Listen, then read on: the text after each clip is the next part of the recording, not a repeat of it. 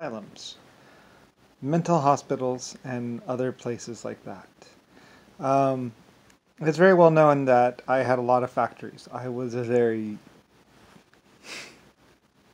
something. Um, a lot of my ideas, a lot of my inventions allowed for a lot of different things. And in fact, I had factories that produced pianos. I had factories that produced just about everything. I even had sake factories.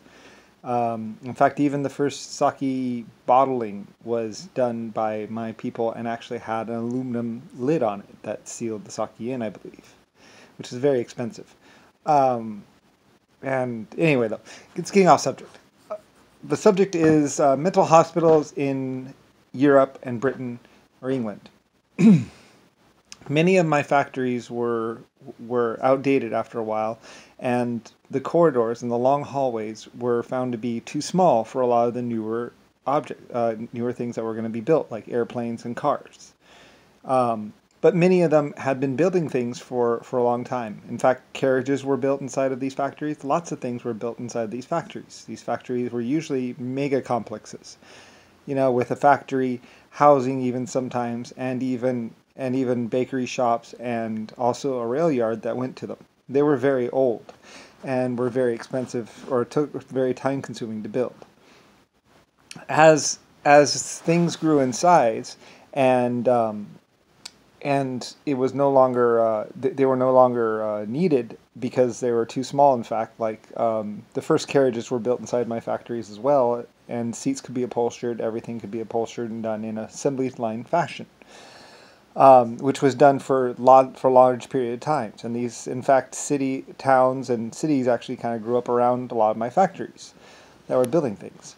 So later on, when these factories were found to be too small, I suggested building newer and bigger buildings, which they were built, and newer and bigger buildings were constructed, but which left a lot of these old factories vacant.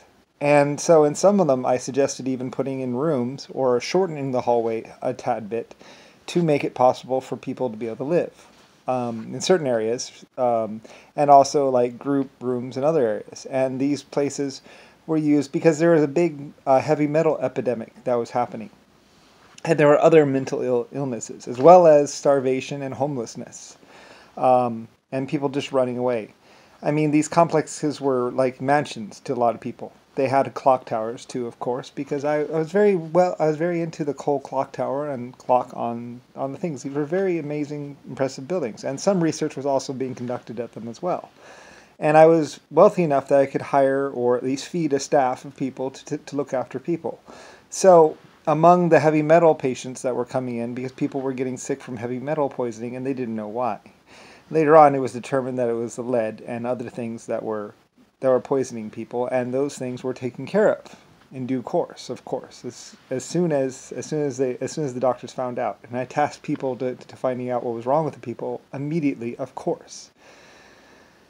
And so the asylums were built, and I have made many videos, and there should be many videos on my involvement with the European and the asylums out there, and stuff, and how I tried to protect people and did protect people, and feed them to the best of the ability that I could.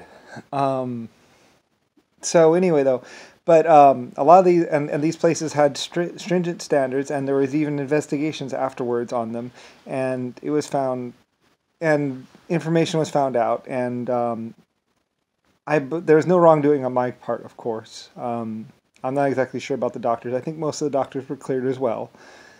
Some of them were over medicating. That was true, but that was not a serious thing at all.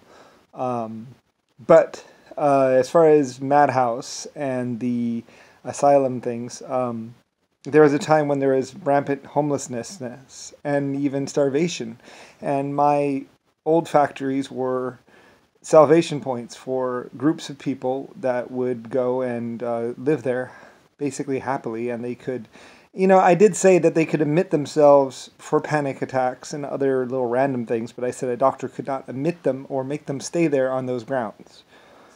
And my asylums became basically homeless shelters, kind of, a little bit. But they were huge complexes, the size of whole train yards. In fact, like, I had many buildings that were the size of train yards. well, I mean, of course, I did trains, so there were also places where trains were built and stuff that were turned into living places as well, but mostly the factories, or the small townships, really. So, and this is how my involvement, and I made many videos on this, and it should be very well documented about my feelings as far as the mental hospitals and how my involvement with them and how I tried to protect homeless and starving people as much as I could, especially in Britain and other places where I had old buildings that could be converted over to halfway houses or homeless shelters and even orphanages. In fact, many of the churches were once my factories that I later on suggested that should be used as homeless shelters or places for people to live. Some of these date back centuries.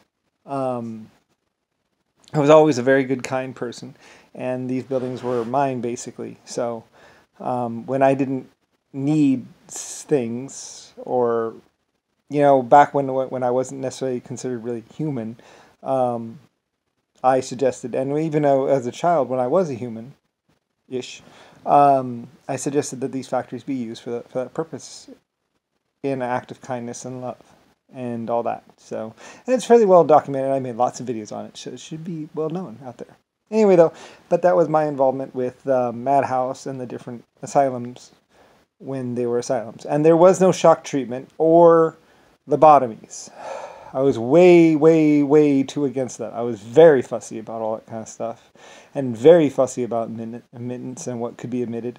A doctor could only admit someone on legitimate scientific grounds, as in constant drooling or something that was not just a medical or drug, symptom.